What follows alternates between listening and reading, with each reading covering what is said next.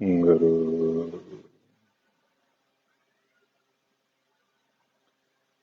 ਗੁਰੂ ਸਹਿਜ ਵਿਚਾਰੋ ਜੀ। ਵਾਹਿਗੁਰੂ ਜੀ ਕਾ ਖਾਲਸਾ, ਵਾਹਿਗੁਰੂ ਜੀ ਕੀ ਫਤਿਹ। ਸਤਿਕਾਰਯੋਗ ਗੁਰੂ ਪਿਆਰਿਓ, ਗੁਰੂ ਦੀ ਬਾਣੀ ਦਾ ਬਚਨ ਹੈ। ਪੂਰੇ ਗੁਰੂ ਦੇ ਸਿੱਖਿਆਰਥੀ ਦੇ ਸੰਬੰਧ ਵਿੱਚ ਜਿਸ ਦਾ ਗੁਰੂ ਪੂਰਨ ਹੋਵੇ, ਜਿਸ ਨੂੰ ਰਸਤਾ ਪੂਰਾ ਮਿਲਿਆ ਹੋਵੇ, ਜਿਸ ਦੇ ਮਨ ਵਿੱਚ ਸ਼ਬਦ ਵਸਿਆ ਹੋਵੇ, ਨਿਰੰਕਾਰ ਵਸਿਆ ਹੋਵੇ, ਉਸ ਤੋਂ ਉੱਪਰ ਕੋਈ ਹੋਰ ਗੱਲ ਨਹੀਂ ਹੁੰਦੀ। ਤਿਸਤੇ ऊपर नहीं विचार, जिसके मन बसिया निरंकार। ਤੇ ਜਦੋਂ ਨਿਰੰਕਾਰ ਦੀ ਗੱਲ ਤੁਸੀਂ ਇਸ ਸਥਾਨ ਤੋਂ ਸੁਣਦੇ ਹੋ, ਗੁਰਮੁਖਾਂ ਦੇ ਰਾਹੀਂ ਤੁਹਾਨੂੰ ਸਮਝਾਉਂਦੇ ਨੇ, ਉਸੇ ਨੂੰ ਆਪਾਂ ਹੁਣ ਫਿਰ ਦੁਬਾਰਾ ਆਪਣੇ ਚੇਤੇ ਵਿੱਚ ਵਸਾਉਣਾ ਹੈ।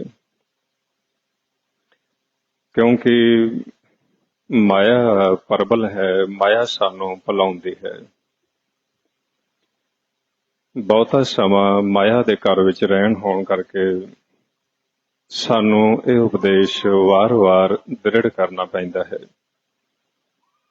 ਜਿਸ ਕਰਕੇ ਲਗਾਤਾਰ ਸੰਗਤ ਦੇ ਵਿੱਚ ਆਉਣਾ, ਸ਼ਬਦ ਦੇ ਵਿਚਾਰ ਨੂੰ ਸਮਝਣਾ, ਫਿਰ ਉਸ ਦੇ ਉੱਪਰ ਸ਼ਬਦ ਅਤੇ ਸੁਰਤ ਦੁਆਰਾ ਚੱਲਣਾ, ਇਹ ਮਾਲਕ ਦੀ ਕਿਰਪਾ ਦੇ ਨਾਲ ਹੀ ਪ੍ਰਾਪਤ ਹੁੰਦਾ ਹੈ। ਹੁਣ ਇਹ ਇੱਕ ਆਕਾਰ ਹੈ ਜੋ ਆਪਾਂ ਬੋਰਡ ਤੇ ਬਣਾਇਆ ਹੈ, ਇਹ ਆਪਣਾ ਆਕਾਰ ਹੈ ਸਾਰਿਆਂ ਦਾ। ਇਸ ਆਕਾਰ ਦੇ ਵਿੱਚ ਮਨ ਖੇਲਣ ਆਇਆ ਹੋਇਆ ਹੈ। ਇਹ ਜੋ ਆਕਾਰ ਹੈ, ਇਸ ਮਨ ਨੂੰ ਪਰਮਾਤਮਾ ਵੱਲੋਂ ਨਿਸ਼ਚਿਤ ਸਵਾਸ ਦੇ ਕੇ, ਨਿਸ਼ਚਿਤ ਪੂੰਜੀ ਦੇ ਕੇ ਮਿਲਿਆ ਹੈ। ਜਿੰਨਾ ਚਿਰ ਉਹ ਸਵਾਸ ਇਸ ਆਕਾਰ ਨੂੰ ਆਉਣਗੇ, ਉਹਨਾਂ ਚਿਰ ਸੂਖਮ ਮਨ ਇਸ ਤਨ ਵਿੱਚ, ਇਸ ਘਰ ਵਿੱਚ ਵਸੇਗਾ। ਨਹੀਂ ਤਾਂ ਸਵਾਸਾਂ ਦੀ ਡੋਰ ਜਿਉਂ ਹੀ ਮਾਲਕ ਰੋਕ ਦੇਣਗੇ, ਕੱਟ ਦੇਣਗੇ, ਇਹ ਘਰ ਖਾਲੀ ਹੋ ਜਾਏਗਾ। ਤੇ ਇਸ ਦੇ ਅੰਦਰ ਵਸਣ ਵਾਲਾ ਉਹ ਚਲਾ ਜਾਏਗਾ। ਆਉਂਦਾ ਹੈ, ਜਾਂਦਾ ਹੈ, ਖੇਲਦਾ ਹੈ, ਪਰ ਕਿੱਥੋਂ ਆਉਂਦਾ ਹੈ, ਕਿੱਥੇ ਜਾਂਦਾ ਹੈ, ਕਿਸ ਦੇ ਨਾਲ ਖੇਲਦਾ ਹੈ, ਇਹ ਵਿਚਾਰ ਅਸੀਂ ਗੁਰੂ ਤੋਂ ਪੁੱਛਣੀ ਹੁੰਦੀ ਹੈ। ਕਿਉਂਕਿ ਜਦੋਂ ਅਸੀਂ ਇਸ ਆਕਾਰ ਵਿੱਚ ਆਉਂਦੇ ਹਾਂ, ਇੱਥੇ ਖੇਲ ਚੱਲਦਾ ਹੈ ਮਾਇਆ ਦਾ, ਜਿਹੜੀ ਦੂਸਰੇ ਪਾਸੇ ਇਹ ਮਾਇਆ ਆਪਾਂ ਗੁਰਬਾਣੀ ਦੁਆਰਾ ਇਸ ਨੂੰ ਸਮਝਣਾ ਹੈ। ਇਹ ਪਾਉਣ ਵਿੱਚੋਂ ਪ੍ਰਵੇਸ਼ ਹੋਣ ਤੋਂ ਬਾਅਦ ਇਹ ਮਾਇਆ ਦਾ ਜ਼ੋਰ ਪੈਣਾ ਸ਼ੁਰੂ ਹੋ ਜਾਏਗਾ। ਜੋ ਉੱਪਰਲੇ ਪਾਸੇ ਪਾਉਣ ਤੋਂ ਸ਼ਬਦ ਮੰਡਲ ਹੈ, ਜਿਹੜਾ ਨਿਜ ਘਰ ਹੈ, ਥਿਰ ਘਰ ਹੈ, ਉਸ ਸ਼ਬਦ ਦੇ ਨਾਲੋਂ ਇਸ ਮਨ ਦੇ ਲਿਵ ਧਿਆਨ ਉਹ ਟੁੱਟ ਜਾਏਗਾ। ਉਦੋਂ ਫਿਰ ਇਹ ਜੋ ਨਿਜ ਘਰ ਦਾ ਦਰਵਾਜ਼ਾ ਹੈ, ਇਹ ਬੰਦ ਹੋ ਜਾਏਗਾ। घर विच आया निज घर नूं भुल गया। हुण इस घर तो दूसरे घर विच जाएगा जिसनूं माया कहा है, फिर ये अपने घर नूं भी भुल जाएगा, इस शरीर नूं भी। ਪਹਿਲਾਂ ਆਪਣੇ ਸਨਮੁਖ ਸੀ ਨਿਰੰਕਾਰ ਦੇ, ਉੱਥੇ ਇਹ ਦੇਹੀ ਦੀ ਕੋਈ ਰਚਨਾ ਨਹੀਂ ਸੀ ਹੋਈ, ਉੱਥੇ ਬ੍ਰਹਮ ਦੇ ਸਨਮੁਖ ਸੀ। ਉੱਥੇ ਪਿਤਾ ਅਤੇ ਪੁੱਤਰ ਇੱਕੋ ਹੀ ਘਰ ਵਿੱਚ ਰਹਿੰਦੇ ਸੀ। ਏਕਾ ਸੰਗਤ ਇਕਤ ਗ੍ਰਹਿ ਬਸਤੇ। ਇਹ ਉਦੋਂ ਦੀ ਅਵਸਥਾ ਹੈ ਜਦੋਂ ਆਕਾਰ ਵਿੱਚ ਭੇਜਣ ਤੋਂ ਪਹਿਲਾਂ ਜੋਤ ਨੂੰ ਪ੍ਰਗਟ ਕਰਦੇ ਨੇ ਤੇ ਆਪਣੇ ਸਾਹਮਣੇ ਬੁਲਾ ਕੇ ਸਮਝਾਉਂਦੇ ਨੇ। ਉਦੋਂ ਨਾ ਤਾਂ ਨਿਜਕਾਰੀ ਬਣਿਆ ਸੀ, ਨਾ ਹੀ ਸਰੀਰ ਬਣਿਆ ਸੀ। ਉਸ ਵਕਤ ਬ੍ਰਹਮ ਹੀ ਬ੍ਰਹਮ ਸੀ ਤੇ ਬ੍ਰਹਮ ਦੇ ਸਨਮੁਖ ਮਨ ਸੀ। ਉਸ ਬ੍ਰਹਮ ਨੇ ਇਸ ਮਨ ਨੂੰ ਕੋਲ ਬਿਠਾ ਕੇ ਸਮਝਾਉਣਾ ਸ਼ੁਰੂ ਕੀਤਾ ਤੇ ਸਮਝਾਉਣ ਲੱਗੇ ਕਿ ਮੈਂ ਇੱਕ ਖੇਲ ਤਿਆਰ ਕਰਨ ਲੱਗਾ ਹਾਂ ਸ਼ਿਵ ਅਤੇ ਸ਼ਕਤੀ ਦਾ। ਸ਼ਕਤੀ ਕਿਹਾ ਗਿਆ ਹੈ ਮਾਇਆ ਨੂੰ, ਸ਼ਿਵ ਕਿਹਾ ਗਿਆ ਹੈ ਸਾਡੇ ਘਰ ਨੂੰ। ਨਾਮ ਜਿੱਥੇ ਗੁਪਤ ਹੈ ਵੀ ਤੂੰ ਉੱਥੇ ਖੇਲਣ ਜਾਣਾ ਹੈ। ਮੈਂ ਤੈਨੂੰ ਉਸ ਖੇਲ ਵਿੱਚ ਭੇਜਣ ਤੋਂ ਬਾਅਦ ਦੇਖਾਂਗਾ। ਕਿਸ ਨੂੰ ਸਮਝਾ ਰਹੇ ਨੇ? ਸਾਡੇ ਮਨ ਨੂੰ। ਤੇ ਕੌਣ ਸਮਝਾ ਰਹੇ ਨੇ? ਸਾਡੇ ਮਾਤਾ ਪਿਤਾ। ਉਹ ਸਾਹਮਣੇ ਬਿਠਾ ਕੇ ਬੱਚੇ ਨੂੰ ਜਿਵੇਂ ਦੁਨਿਆਵੀ ਰੂਪ ਵਿੱਚ ਤੁਸੀਂ ਸਮਝਾਉਂਦੇ ਹੋ ਕਿ ਤੂੰ ਪਰਦੇਸ ਚੱਲਿਆ ਹੈ, ਧਿਆਨ ਰੱਖੀ, ਮੇਰੇ ਨਾਲ ਸੰਪਰਕ ਕਰਦਿਆ ਰਹਿਣਾ ਹੈ, ਦੁੱਖ ਸੁੱਖ ਹੋਵੇ ਸਾਂਝਾ ਕਰ ਲੈਣਾ ਹੈ, ਪਰ ਤੇਰਾ ਅਸਲੀ ਸੁੱਖ ਤੈਨੂੰ ਮਿਲੇਗਾ ਉਹ ਮੇਰੇ ਨਾਲ ਜੇ ਤੂੰ ਸੰਪਰਕ ਰੱਖੇਗਾ ਫੇਰ ਹੀ ਮਿਲ ਸਕੇਗਾ। ਜੇ ਤੂੰ ਪਰਦੇਸ ਵਿੱਚ ਆ ਕੇ ਮੈਨੂੰ ਛੱਡ ਗਿਆ, ਮੇਰੇ ਵੱਲ ਧਿਆਨ ਨਾ ਕਰਿਆ ਤੇ ਚੋਰ ਉੱਥੇ ਵਸਦੇ ਨੇ, ਤੈਨੂੰ ਉਹ ਪਕੜ ਲੈਣਗੇ, ਤੈਨੂੰ ਠੱਗ ਲੈਣਗੇ। ਇਸੇ ਤਰ੍ਹਾਂ ਸਾਨੂੰ ਸਮਝਾਇਆ ਗਿਆ ਸੀ। ਮੇਰੇ ਪ੍ਰਭ ਸਾਚੇ ਇੱਕ ਖੇਲ ਰਚਾਇਆ, ਕੋਏ ਨਾ ਕਿਸ ਹੀ ਜਿਹਾ ਉਪਾਇਆ। ਆਪੇ ਫਰਕ ਕਰੇ ਵੇਖ ਵਿਗਸੇ, ਸਭ ਰਸ ਦੇਹੀ ਮਾਹਾ ਹੈ। ਜਦੋਂ ਉਹਨਾਂ ਸਮਝਾਇਆ ਇਸ ਦੇਹੀ ਦੇ ਵਿੱਚ ਖਜ਼ਾਨਾ ਵੀ ਰੱਖ ਦਿੱਤਾ ਨਾਮ ਦਾ, ਤੇ ਸ਼ਿਵ ਤੇ ਸ਼ਕਤੀ ਵੀ ਰੱਖ ਦਿੱਤੇ। ਵਾਜੇ ਪਾਉਣ ਤੇ ਆਪ ਵਜਾਏ, ਸ਼ਿਵ ਸ਼ਕਤੀ ਦੇਹੀ ਮਹਿ ਪਾਏ। ਹੁਣ ਇਸ ਦੇਹੀ ਦੇ ਵਿੱਚ ਸ਼ਿਵ ਵੀ ਹੈ, ਆਤਮਰਾਮ ਸਤਪੁਰਖ, ਸ਼ਕਤੀ ਵੀ ਹੈ, ਮਾਇਆ। ਮਨ ਨੂੰ ਕਿਹਾ ਗਿਆ ਹੈ ਵੀ ਤੇਰਾ ਅਸਲੀ ਘਰ ਹੋਵੇਗਾ ਬ੍ਰਹਮ ਦਾ ਸੱਚਖੰਡ ਪਰਲੋਕ। ਇੱਥੋਂ ਤੋਂ ਜਾਣਾ ਹੈ, ਸਰੀਰ ਦੇ ਵਿੱਚ ਆਉਣਾ ਹੈ, ਆਕਾਰ ਵਿੱਚ ਆਉਣਾ ਹੈ, ਕਦੀ ਪਾਉਣ ਵਿੱਚ ਮਿਲ ਕੇ ਖੇਲਣਾ ਹੈ, ਕਦੀ ਤੂੰ ਸ਼ਬਦ ਵਿੱਚ ਮਿਲ ਕੇ ਖੇਲਣਾ ਹੈ।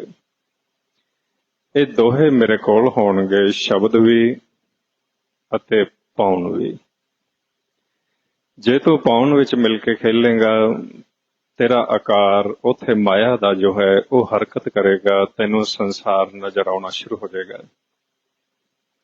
ਤੇਰਾ ਉੱਥੇ ਸੰਬੰਧ ਜੁੜੇਗਾ, ਤੇਰੇ ਨਾਲ ਸੰਜੋਗ ਜੁੜਨਗੇ ਜਿਨ੍ਹਾਂ ਨੂੰ ਤੂੰ ਮਾਤਾ ਪਿਤਾ, ਔਰਤ ਮਰਦ, ਬੱਚੇ, ਪਰਿਵਾਰ ਇਹਨਾਂ ਦੇ ਰੂਪ ਵਿੱਚ ਸਮਝੇਗਾ। ਜਦੋਂ ਤੂੰ ਸ਼ਬਦ ਵਿੱਚ ਜੁੜੇਗਾ, ਤੇਰਾ ਸੰਜੋਗ ਤੇਰੇ ਘਰ ਦੇ ਨਾਲ ਜੁੜੇਗਾ, ਤੇਰਾ ਅਸਲੀ ਮਾਤਾ ਪਿਤਾ ਉਹ ਤੈਨੂੰ ਦਿਸਣਾ ਸ਼ੁਰੂ ਹੋ ਜਾਏਗਾ। ਅਸਲੀ ਸੱਜਣ, ਅਸਲੀ ਮਿੱਤਰ ਤੈਨੂੰ ਮਿਲਣੇ ਸ਼ੁਰੂ ਹੋ ਜਾਣਗੇ ਜਿਹੜੇ ਸ਼ਬਦ ਵਿੱਚ ਸਮਾਏ ਹੋਏ ਨੇ। ਇੱਧਰ ਮਿਲਣਗੇ ਪਾਉਣ ਵਿੱਚ ਸਮਾ ਕੇ, ਉੱਧਰ ਮਿਲਣਗੇ ਸ਼ਬਦ ਵਿੱਚ ਸਮਾ ਕੇ। ਪਾਉਣ ਨੂੰ ਅਤੇ ਸ਼ਬਦ ਨੂੰ ਮਹਾਰਾਜ ਕਹਿਣ ਲੱਗੇ ਵੀ ਮੈਂ ਆਪ ਦੇ ਕੋਲ ਰੱਖਾਂਗਾ। ਜਦੋਂ ਮੈਂ ਸ਼ਬਦ ਨੂੰ ਖਿੱਚ ਲਾਂਗਾ, ਉਸ ਵਕਤ ਸੂਖਮ ਆਕਾਰ ਸੱਚ ਵਿੱਚ ਸਮਾ ਜਾਏਗਾ, ਸ਼ਬਦ ਗੁਪਤ ਹੋ ਜਾਏਗਾ। ਜਦੋਂ ਮੈਂ ਪਾਉਣ ਨੂੰ ਖਿੱਚ ਲਾਂਗਾ, ਅਸਥੂਲ ਆਕਾਰ ਇੱਥੇ ਰਹਿ ਜਾਏਗਾ, ਮਨ ਵੱਖ ਹੋ ਕੇ ਆਪਦੇ ਘਰ ਚਲਾ ਜਾਏਗਾ। ਇਹ ਪਾਉਣ ਵੀ ਉਧਰੋਂ ਨਿਰੰਕਾਰ ਦਾ ਇਹ ਜੋ ਸ਼ਬਦ ਹੈ, ਇਹ ਸ਼ਬਦ ਵੀ ਇਹਨਾਂ ਦਾ ਦੋਹਾਂ ਦਾ ਸੰਪਰਕ ਕਰ ਦਿੱਤਾ ਗਿਆ ਨਾਭ ਘਾਟ ਤੇ। ਸੁਖਮਨ ਦੇ ਰਾਹੀਂ ਸ਼ਬਦ ਦਾ ਆਉਣਾ ਕੀਤਾ ਗਿਆ, ਜੋ ਆਪਣੇ ਅੰਦਰ ਸੁਖਮਨ ਨਾੜੀ ਹੈ, ਰੀੜ ਦੇ ਵਿੱਚ ਚੱਲ ਰਹੀ, ਤੇ ਸੰਪਰਕ ਪਾਉਣ ਦਾ ਇਥੋਂ ਸੁਣ ਵਿੱਚੋਂ ਕਰ ਲਿਆ ਗਿਆ। ਇਹ ਦੋਵੇਂ ਹੀ ਨਾਭੀ ਤੇ ਜਾ ਕੇ ਟਕਰਾਉਂਦੇ ਨੇ। ਸ਼ਬਦ 10ਵੇਂ ਦੁਆਰ ਵਿੱਚੋਂ ਆ ਰਿਹਾ ਹੈ, ਪਾਉਣ 9 ਦੁਆਰਿਆਂ ਰਾਹੀਂ ਅੰਦਰ ਜਾ ਰਹੀ ਹੈ, ਮੁੱਖ ਦੁਆਰਾ। ਦੋਹਾਂ ਦਾ ਜੋ ਗੰਢ ਵੱਜੀ ਗਈ ਸੁਖਮ ਦੇ, ਅਸਥੂਲ ਦੇ, ਪਾਉਣ ਦੇ ਸ਼ਬਦ ਦੀ, ਉਹ ਨਾਭੀ ਤੇ ਹੈ, ਮੋਹਲੇ ਤਾਰ ਨਾਭ ਦੇ ਪਿਛਲੇ ਪਾਸੇ। ਉਸ ਨੂੰ ਕਿਹਾ ਗਿਆ ਹੈ ਮੂਲ ਦੁਆਰੇ ਬੰਦਿਆ ਬੰਦ। ਇਹ ਹੁਣ ਖੇਲ ਹੈ ਆਪਣਾ। ਆਪਾਂ ਮਨ ਹਾਂ। ਜੇ ਮਨ ਆਕਾਰ ਵਿੱਚ ਆ ਕੇ ਖੇਲੇਗਾ ਤੇ ਉਸ ਨੂੰ ਜੋ ਨਾਭ ਘਾਟ ਹੈ, ਇਥੋਂ ਸੰਪਰਕ ਜਦੋਂ ਟੁੱਟੇਗਾ ਪਾਉਣ ਦੁਆਰਾ, ਜੋ ਇਥੋਂ ਖੇਲ ਫਿਰ ਸ਼ੁਰੂ ਹੋ ਜਾਏਗਾ। ਜਿਵੇਂ ਜਨਮ ਸਮੇਂ ਸਾਡੇ ਨਾਲ ਹੋਇਆ, ਇਥੋਂ ਨਾੜੂਆ ਜਦੋਂ ਕੱਟਿਆ, ਸੁਖਮਨ ਸੁੰਗੜ ਗਈ, ਪਾਉਣ ਦਾ ਵਹਾ ਤੇਜ ਸੀ। ਯਕਦਮ ਜਦੋਂ ਪਾਉਣ ਅੰਦਰ ਗਈ ਤੇ ਸਾਡਾ ਉੱਪਰੋਂ ਵੀ ਦਰ ਇਥੋਂ ਬੰਦ ਹੋ ਗਿਆ, ਥੱਲੜੇ ਪਾਸੋਂ ਵੀ ਬੰਦ ਹੋ ਗਿਆ। ਮਨ ਪਾਉਣ ਵਿੱਚ ਆਇਆ, ਪਾਉਣ ਵਿੱਚ ਮਿਲ ਕੇ ਅਸੀਂ ਸਾਹਮਣੇ 9 ਦੁਆਰਿਆਂ ਵਿੱਚ ਆ ਗਏ। ਜੋ ਖੇਲ ਸੀ ਹੁਣ ਸ਼ੁਰੂ ਹੈ, ਜੋ ਆਪਣੇ ਨਾਲ ਚੱਲ ਰਿਹਾ ਹੈ। ਆਪਾਂ ਹੁਣ ਇੱਥੇ ਆ ਚੁੱਕੇ ਹਾਂ। ਜਿਸ ਨੇ ਇਸ ਨੂੰ ਸਮਝਾਇਆ ਸੀ, ਸਾਹਮਣੇ ਬਿਠਾ ਕੇ ਉਹ ਇਸ ਨੂੰ ਦੇਖਣ ਲੱਗੇ ਨੇ। ਕਿੱਥੇ ਬੈਠ ਕੇ ਦੇਖ ਰਹੇ ਨੇ? ਧਰਨ ਵਾਲੇ ਪਾਸਿਓਂ ਵੀ, ਗगन वाले पासों भी। दोहां सिरियां का आप स्वामी, खेले बिगसे अंतरजामी। हुण ਉਹ ਸਾਨੂੰ ਪਤਾਲ ਹੇਠਲੇ ਪਾਸੋਂ ਵੀ ਦੇਖ ਰਹੇ ਨੇ ਤੇ ਗगन ਵਾਲੇ ਪਾਸੋਂ ਵੀ ਦੇਖ ਰਹੇ ਨੇ। ਪਾਉਣ ਦੇ ਵਿੱਚ ਮਿਲਿਆ ਹੋਇਆ ਮਨ ਇੱਕ ਆਕਾਰ ਵਿੱਚ ਆ ਕੇ 3 ਗੁਣਾ ਵਿੱਚ ਆ ਗਿਆ। ਹੁਣ ਜਿੱਥੇ ਅਸੀਂ ਆ ਚੁੱਕੇ ਹਾਂ, ਇੱਥੇ ਹੈ ਖੇਲ 5 ਦੂਤਾਂ ਦਾ, ਜਿਨ੍ਹਾਂ ਨੂੰ ਕਾਮ, ਕ੍ਰੋਧ, ਲੋਭ, ਮੋਹ ਅਤੇ ਹੰਕਾਰ ਕਿਹਾ ਹੈ। ਜਿਉਂ ਹੀ ਮਨ ਇਹਨਾਂ ਦੇ ਇਲਾਕੇ ਵਿੱਚ ਆਇਆ, ਇਹ ਸਾਰਾ ਕੁਝ ਪਿਛੋਕੜ ਭੁੱਲ ਗਿਆ ਵੀ ਮੇਰੇ ਮਾਤਾ ਪਿਤਾ ਨੇ ਮੇਰੇ ਨਾਲ ਕੀ ਗੱਲ ਕੀਤੀ ਸੀ। ਇਹ ਸਰੀਰ ਵਿੱਚ ਆਇਆ, ਪਾਉਣ ਵਿੱਚ ਆਇਆ, ਮਿਲਿਆ। ਇਸ ਨੂੰ ਕਿਹਾ ਗਿਆ ਵੀ ਜਨਮ ਹੋ ਗਿਆ ਹੈ। ਅਸੀਂ ਕੀ ਕਿਹਾ ਵੀ ਸਾਡੇ ਘਰ ਬੱਚੇ ਨੇ ਜਨਮ ਲਿਆ ਹੈ। ਬੱਚੇ ਨੇ ਜਨਮ ਨਹੀਂ ਲਿਆ, ਆਕਾਰ ਨੇ ਜਨਮ ਲਿਆ ਹੈ। ਬੱਚੇ ਦਾ ਜਨਮ ਸਤਜੁਗ ਤੋਂ ਪਹਿਲਾਂ ਦਾ ਹੋ ਚੁੱਕਾ ਹੈ। ਕਹੋ ਨਾਨਕ ਸ੍ਰਿਸ਼ਟ ਕਾ ਮੂਲ ਰਚਿਆ, ਜੋਤ ਰਾਖੀ ਤਾਂ ਤੂੰ ਜਗ ਮਹਿ ਆਇਆ। ਜਦੋਂ ਸ੍ਰਿਸ਼ਟੀ ਪੈਦਾ ਕਰਤੀ ਹੈ, ਆਪਣਾ ਜਨਮ ਉਦੋਂ ਦਾ ਹੋ ਚੁੱਕਾ ਹੈ। ਇਸ ਸਰੀਰ ਦਾ ਜਨਮ, ਇਸ ਘਰ ਦਾ ਜਨਮ ਹੋਇਆ ਹੈ।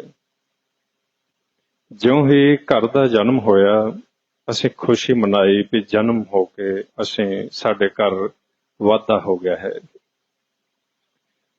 ਅੰਦਰਲਾ ਖੇਲ ਨਾ ਪਤਾ ਹੋਣ ਕਰਕੇ ਅਸੀਂ ਉਸ ਦੇ ਦੁਆਲੇ ਦੁਆਲੇ ਐਸਾ ਭੀੜ ਬਣਾਈ, ਐਸਾ ਉਸ ਨੂੰ ਖੇਲ ਵਿੱਚ ਲੈ ਕੇ ਆਏ ਵੀ ਹੌਲੀ ਹੌਲੀ ਉਸ ਨੂੰ ਇਸ ਗੱਲ ਦਾ ਚੇਤਾ ਭੁੱਲ ਗਿਆ ਵੀ ਮੈਂ ਕੌਣ ਹਾਂ। ਮਾਇਆ ਨੇ ਆਪਦਾ ਜ਼ੋਰ ਪਾਉਣਾ ਸ਼ੁਰੂ ਕੀਤਾ। ਜਦੋਂ ਇਹੀ ਦੇਹੀ ਨੂੰ ਛੱਡ ਕੇ ਵਾਪਸ ਗਿਆ, ਅਸੀਂ ਰੋਣ ਲੱਗੇ ਵੀ ਸਾਡਾ ਇੱਕ ਜੀ ਘਟ ਗਿਆ ਹੈ। ਜੀ ਨਹੀਂ ਸੀ ਘਟਿਆ, ਸਿਰਫ ਮਿੱਟੀ ਜਿਹੜੀ ਸੀ ਉਸ ਤੋਂ ਮਨ ਵੱਖ ਹੋਇਆ ਸੀ। ਜੀ ਅਜੇ ਜਿੰਦਾ ਹੈ। ਉਹ ਅੰਦਰਲਾ ਜੀਓ ਪਕੜਿਆ ਹੋਇਆ ਹੈ, ਜੋ ਸਾਡਾ ਪਿਤਾ ਸੀ, ਸਾਡੀ ਮਾਤਾ ਸੀ, ਸਾਡਾ ਰਿਸ਼ਤੇਦਾਰ ਸੀ। ਉਹ ਨਹੀਂ ਮਰਿਆ, ਉਹ ਪਕੜਿਆ ਹੋਇਆ ਹੈ। ਜੇ ਉਹ ਮਨਮੁਖ ਸੀ, ਜੇ ਉਹ ਗੁਰਮੁਖ ਸੀ, ਉਹ ਫਿਰ ਵੀ ਜਾਗ ਰਿਹਾ ਹੈ। ਉਹ ਸਨਮੁਖ ਹੈ, ਦੇਖ ਰਿਹਾ ਹੈ ਤੁਹਾਨੂੰ ਵੀ ਤੁਸੀਂ ਕੀ ਕਰ ਰਹੇ ਹੋ। ਇਸ ਕਰਕੇ ਸਾਨੂੰ ਸਮਝਾਉਂਦੇ ਨੇ, ਦੇਹੀ ਮਾਟੀ ਬੋਲੇ ਪਾਉਣ, ਬੁਝ ਰੇ ਗਿਆਨੀ ਮੂਆ ਹੈ ਕੌਣ। ਮੋਈ ਸੁਰਤ ਬਾਦ ਹੰਕਾਰ, ਉਹ ਨਾ ਮੂਆ ਜੋ ਦੇਖਣ ਹਾਰ। ਵੀ ਜਿਸ ਨੂੰ ਤੁਸੀਂ ਸਮਝਦੇ ਹੋ ਵੀ ਮਰ ਗਿਆ ਹੈ, ਜਨਮ ਲੈ ਲਿਆ ਹੈ, ਉਹ ਨਹੀਂ। ਨਾ ਕੋਈ ਮਰਦਾ ਹੈ, ਨਾ ਕੋਈ ਜਨਮ ਲੈਂਦਾ ਹੈ। ਪ੍ਰਭੂ ਦਾ ਅਬਿਨਾਸੀ ਦਾ ਇੱਕ ਖੇਲ ਹੈ। ਨਾ ਕੋ ਮੂਆ ਨਾ ਮਰਨੇ ਜੋਗ, ਪ੍ਰਭ ਅਬਿਨਾਸੀ ਹੈ ਵੀ ਹੋ। ਉਹ ਸਦਾ ਹੀ ਥਿਰ ਹੈ। ਮਨ ਵੀ ਨਹੀਂ ਕਦੇ ਮਰਦਾ, ਕਿਉਂਕਿ ਮਨ ਵੀ ਜੋਤ ਸਰੂਪ ਹੈ। ਸਿਰਫ ਆਕਾਰ ਬਦਲਦਾ ਹੈ। ਹੁਣ ਜਿਸ ਆਕਾਰ ਵਿੱਚ ਅਸੀਂ ਆ ਗਏ, ਇੱਥੇ ਖੇਲ ਸ਼ੁਰੂ ਹੋ ਗਿਆ। ਇਸ ਨੂੰ ਕਿਹਾ ਗਿਆ ਸ਼ਿਵ ਤੇ ਸ਼ਕਤੀ। ਮਨ ਹੁਣ ਆ ਗਿਆ ਸ਼ਕਤੀ ਦੇ ਘਰ ਵਿੱਚ, ਮਾਇਆ ਦੇ ਘਰ ਵਿੱਚ। ਤੇ ਮਾਇਆ ਹੈ ਤਿੰਨਾਂ ਗੁਣਾਂ ਦੀ ਰਜ, ਤਮ, ਸਤ। ਕਲ ਇਹ ਤੇਰੀ ਛਾਇਆ। ਇਸ ਨੂੰ ਕਾਲ ਦੀ ਛਾਇਆ ਵੀ ਕਹਿੰਦੇ ਨੇ। ਇਸ ਨੂੰ ਮਾਇਆ ਵੀ ਕਿਹਾ ਗਿਆ ਹੈ। ਇਸ ਨੂੰ ਬਹੁਤ ਸਾਰੇ ਨਾਂ ਦਿੱਤੇ ਹੋਏ ਨੇ। ਇਸ ਮਾਇਆ ਨੂੰ ਚਲਾਉਣ ਵਾਲੇ ਨੇ ਪੰਜ ਦੂਤ: ਕਾਮ, ਕ੍ਰੋਧ, ਲੋਭ, ਮੋਹ ਅਤੇ ਹੰਕਾਰ।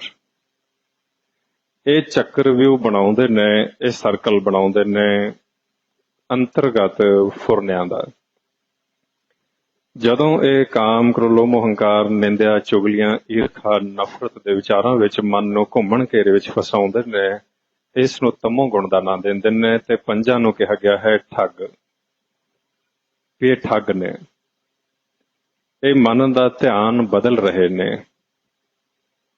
ਇਹ ਦੋਸਤੀ ਪਾ ਰਹੇ ਨੇ ਮਨ ਦੇ ਨਾਲ, ਵੀ ਮਨ ਪਰਮਾਤਮਾ ਨੂੰ ਨਾ ਯਾਦ ਕਰੇ, ਮਨ ਆਪਣੇ ਘਰ ਵਾਪਸ ਨਾ ਜਾ ਸਕੇ। ਇਸ ਕਰਕੇ ਇਹ ਠੱਗਦੇ ਨੇ। ਠੱਗਣ ਵਾਸਤੇ ਇਹ ਕੀ ਕਰਦੇ ਨੇ? ਸਾਨੂੰ ਨਸ਼ਾ ਪਿਆਉਣਾ ਸ਼ੁਰੂ ਕਰਦੇ ਨੇ। ਕਿਉਂਕਿ ਠੱਗ ਦਾ ਕੰਮ ਹੈ ਦੋਸਤੀ ਵਿੱਚ ਪਹਿਲੋਂ ਆਉਣਾ, ਦੋਸਤੀ ਪੈਦਾ ਕਰਨੀ, ਫਿਰ ਸਮਾਂ ਪਾ ਕੇ ਗੱਲਾਂ ਵਿੱਚ ਲਾ ਕੇ ਆਪ ਦਾ ਕੰਮ ਕਰ ਜਾਣਾ। ਇਹ ਠੱਗ ਇਸ ਤਰ੍ਹਾਂ ਕਰਦੇ ਨੇ। ਤੁਹਾਨੂੰ ਲੱਗੇਗਾ ਵੀ ਤੁਹਾਡੇ ਬੜੇ ਦੋਸਤ ਨੇ। ਇਹ ਮਨ ਨੂੰ ਨਸ਼ਾ ਦੇਣਾ ਸ਼ੁਰੂ ਕਰਦੇ ਨੇ, ਗੱਲਾਂ ਵਿੱਚ ਹੀ ਮੱਧ ਪਿਆਉਣੇ ਸ਼ੁਰੂ ਕਰ ਦਿੰਦੇ ਨੇ। ਤੇ ਨਸ਼ਾ ਕੀ ਹੈ? ਪਰ ਧਨ, ਪਰ ਧਨ, ਪਰਤੀ ਨਿੰਦਾ। ਜਦੋਂ ਤੁਸੀਂ ਦੂਸਰੇ ਦੇ ਬਾਰੇ ਸੋਚਦੇ ਹੋ, ਆਪ ਦਾ ਸੋਚਣਾ ਛੱਡ ਦਿੰਦੇ ਹੋ, ਦੂਸਰੇ ਵੱਲ ਦੇਖਦੇ ਹੋ, ਆਪ ਦੇ ਅੰਦਰ ਝਾਤੀ ਨਹੀਂ ਮਾਰਦੇ, ਦੂਸਰੇ ਦੀਆਂ ਗੱਲਾਂ ਕਰਦੇ ਹੋ, ਆਪ ਦੇ ਔਗਣ ਸੁਣਨ ਲੱਗਿਆ ਤੁਹਾਨੂੰ ਤਕਲੀਫ ਹੁੰਦੀ ਹੈ, ਉਦੋਂ ਸਮਝ ਲਓ ਵੀ ਤੁਸੀਂ ਤਮੋ ਗੁਣੀ ਬਿਰਤੀ ਦੇ ਵਿੱਚ ਆ ਕੇ ਤੁਸੀਂ ਇਹਨਾਂ ਠੱਗਾਂ ਦੇ ਵੱਸ ਚਲੇ ਗਏ ਹੋ। ਤੇ ਇਹਨਾਂ ਦੀ ਅਵਸਥਾ ਹੈ ਰਾਜ, ਮਾਲ, ਰੂਪ, ਜਾਤ, ਜੋਬਨ। ਇਹ ਪੰਜੇ ਠੱਗ। ਇੰਨੀ ਠੱਗੀ ਜੱਗ ਠੱਗਿਆ, ਕਿਨੇ ਨਾ ਰੱਖੀ ਲੱਜ। ਜਦੋਂ ਇਹ ਠੱਗਦੇ ਨੇ, ਸਾਡੇ ਅੰਦਰ ਤ੍ਰਿਸ਼ਨਾ ਪੈਦਾ ਹੁੰਦੀ ਹੈ ਪਰ ਧਨ ਦੇ ਪ੍ਰਥਾਏ, ਪਰ ਧਨ, ਪਰਾਈ ਨਿੰਦਿਆ, ਪਰਾਈ ਉਸਤਤ, ਦੂਸਰੇ ਦੇ ਪ੍ਰਥਾਏ। ਨਿਕਟ ਨਾ ਪੇਖੇ ਪਰ ਗ੍ਰਹਿ ਜਾਏ। ਜਦੋਂ ਅਸੀਂ ਬਿਲਕੁਲ ਹੀ ਆਪ ਦੇ ਅੰਦਰ ਝਾਤੀ ਨਹੀਂ ਮਾਰਦੇ, ਅਸੀਂ ਦੂਸਰੇ ਵੱਲ ਹੀ ਸਾਰਾ ਧਿਆਨ ਆਪ ਦਾ ਕੇਂਦਰਿਤ ਕਰ ਦਿੰਦੇ ਹਾਂ, ਉਦੋਂ ਅਸੀਂ ਠੱਗਾਂ ਦਾ ਰੂਪ ਧਾਰਨ ਇਹ ਕਰ ਲੈਂਦੇ ਨੇ। ਰਾਜ ਦਾ ਲਾਲਚ ਦਿੰਦੇ ਨੇ, ਰੂਪ ਦਾ, ਜੋਬਨ ਦਾ ਮਾਣ, ਇਹ ਸਾਰਾ ਫਿਰ ਜਾਤ ਦਾ ਅਭਿਮਾਨ, ਇਸ ਤਰ੍ਹਾਂ ਕਵਰ ਕਰਦੇ ਨੇ। ਇਸ ਕਰਕੇ ਇਹਨਾਂ ਤੋਂ ਤਮੋ ਗੁਣ ਤੇ ਗਿਆ ਹੋਇਆਂ ਨੂੰ ਇਹਨਾਂ ਨੂੰ ਠੱਗਾਂ ਦਾ ਨਾਂ ਦਿੰਦੇ ਨੇ। ਰਜੋ ਗੁਣ ਤੇ ਗਿਆ ਹੋਇਆਂ ਨੂੰ ਇਹਨਾਂ ਨੂੰ ਕਿਰਸਾਨ, ਇਹਨਾਂ ਨੂੰ ਦੋਸਤ ਮਿੱਤਰ ਕਹਿੰਦੇ ਨੇ। ਸਲਾਹਕਾਰ ਵੀ ਕਿਹਾ ਗਿਆ ਹੈ ਵੀ ਤੁਸੀਂ ਕੰਮ ਕਰਨ ਚੱਲਿਓ, ਤੁਹਾਡੇ ਅੰਦਰ ਫੁਰਨਾ ਬਣਾਉਣਗੇ ਵੀ ਤੁਸੀਂ ਇਸ ਮੁਤਾਬਕ ਕੰਮ ਕਰੋ ਤੇ ਤੁਹਾਨੂੰ ਫਾਇਦਾ ਹੋਏਗਾ।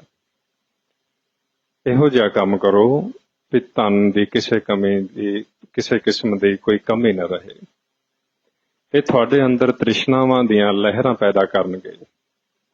ਉਸ ਵਕਤ ਜਦੋਂ ਤੁਸੀਂ ਇਹਨਾਂ ਦੀ ਸੁਣਵਾਈ ਕਰਦੇ ਹੋ, ਇਹਨਾਂ ਨੂੰ ਸੁਣਦੇ ਹੋ, ਇਹਨਾਂ ਦੀ ਸਲਾਹ ਮੰਨਦੇ ਹੋ, ਫਿਰ ਇਹ ਹੌਲੀ ਹੌਲੀ ਇਹ ਜੋ ਤੁਹਾਡੀਆਂ ਗਿਆਨ ਇੰਦਰੀਆਂ ਨੇ, ਇਹਨਾਂ ਤੇ ਜਾਲ ਪਾਉਣਾ ਸ਼ੁਰੂ ਕਰਦੇ ਨੇ।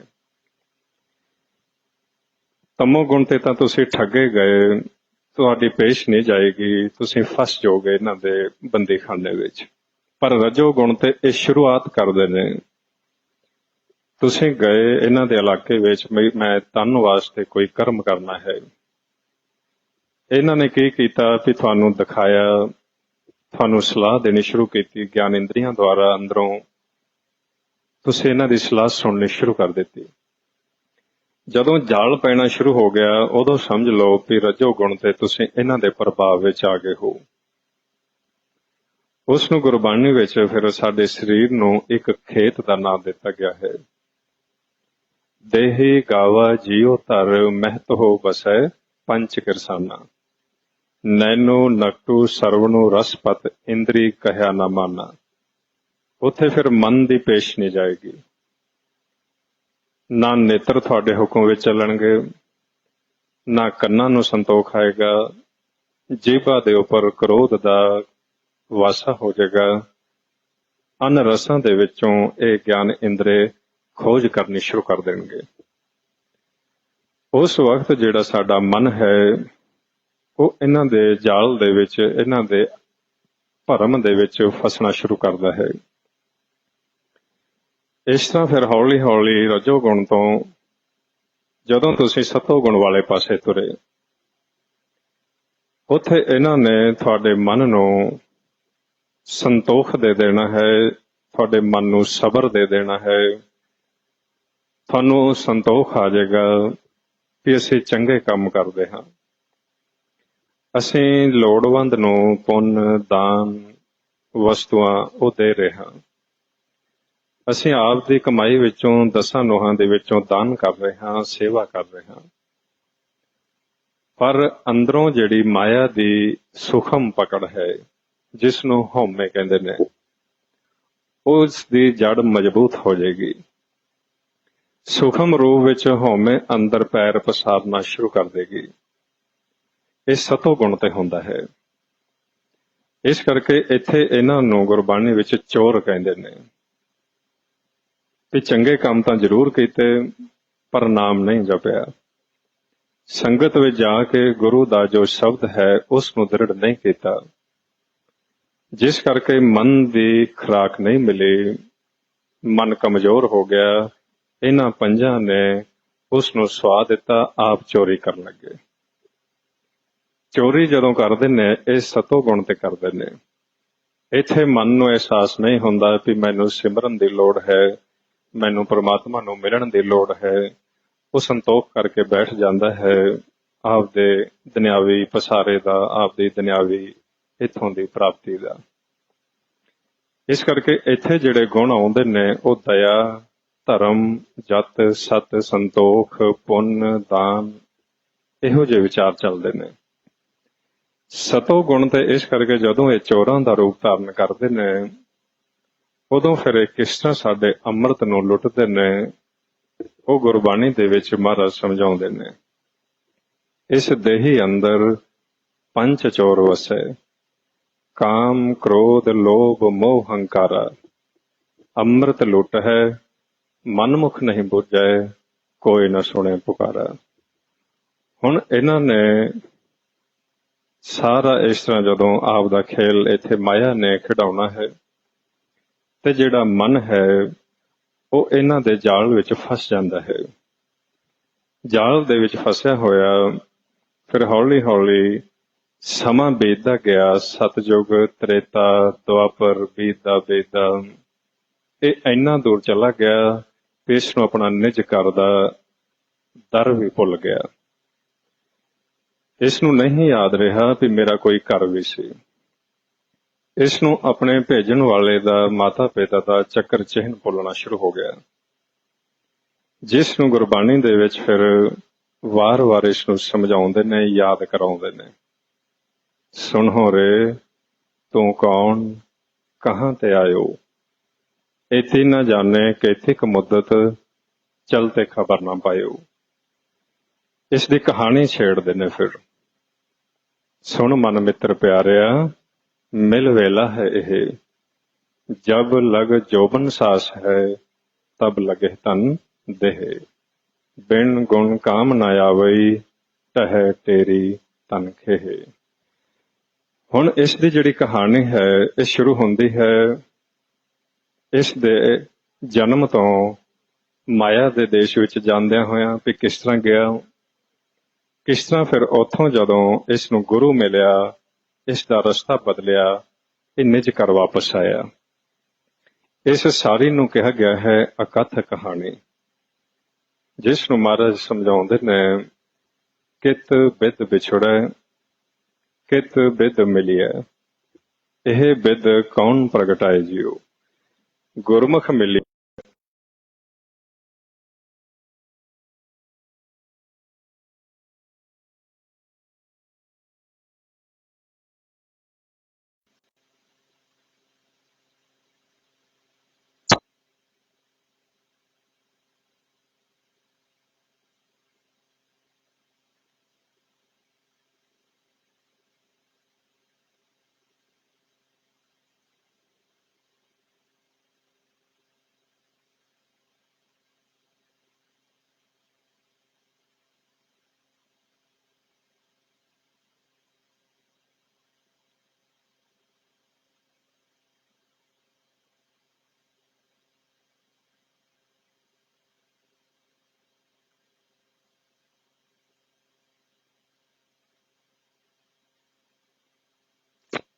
ਮਨਮੁਖ ਗਵਾਇਆ।